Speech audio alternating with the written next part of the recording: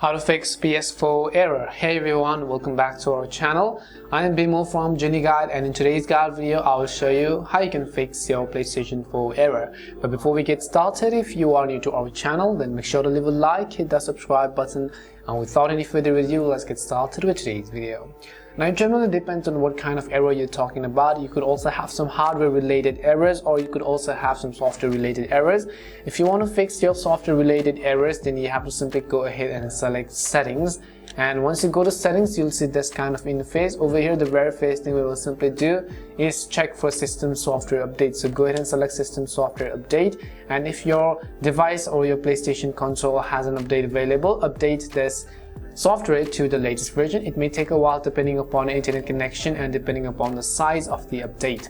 And if that doesn't help, what I would recommend you do is you scroll down to the bottom and you have initialization.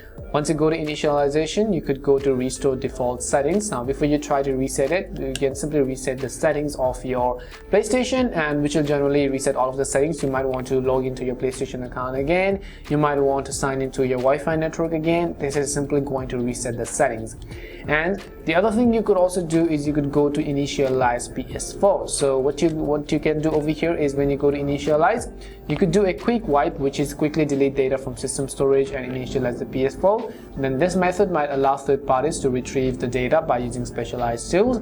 Or you could also go ahead and simply select full and completely delete data from system storage and initialize the PS4. And this method could take several hours. And one of these hopefully would have worked for you. If it did help you in either way, make sure to leave a like and subscribe to the channel. And if you have any more questions, queries, or doubts, simply also make sure to leave them down below. Thank you very much for watching till the end, and see you soon in our next video.